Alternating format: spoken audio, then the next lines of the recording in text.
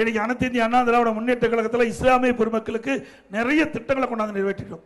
இதே புரட்சி தலைவி அம்மா இருக்கின்ற பொழுது நம்முடைய இஸ்லாமிய பெருமக்கள் அம்மாவை சந்தித்து இன்றைக்கு புனித ரமலான் மாதத்தில் பள்ளி வாசலுக்கு நோன்பு கஞ்சி தயாரிக்க அரிசி வேணும்னு கேட்டாங்க. ஒவ்வொரு ஆண்டும் அண்ணா திமுக ஆட்சி இருக்கின்ற பொழுது 5400 மெட்ரிக் டன் அரிசி கொடுத்து அந்த நோன்பு கஞ்சி தயாரிக்க வழங்கப்பட்ட அரசு அண்ணா திமுக அரசு. நாகூர் தர்கா சந்தனக்கூட திருவாளருக்கு விலையில்லா சந்தனம் ஒவ்வொரு ஆண்டும் சந்தனக்கட்டை கொடுத்தோம்.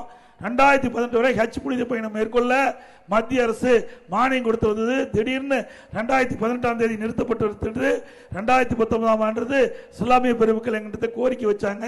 இன்றைக்கு அந்த மத்திய அரசு ஹஜ் புனித பயணம் மேற்கொள்ள மானியத்தை நிறுத்தப்பட்டு விட்டது. மாநில அரசே கொடுக்கணும்னு சொன்னாங்க.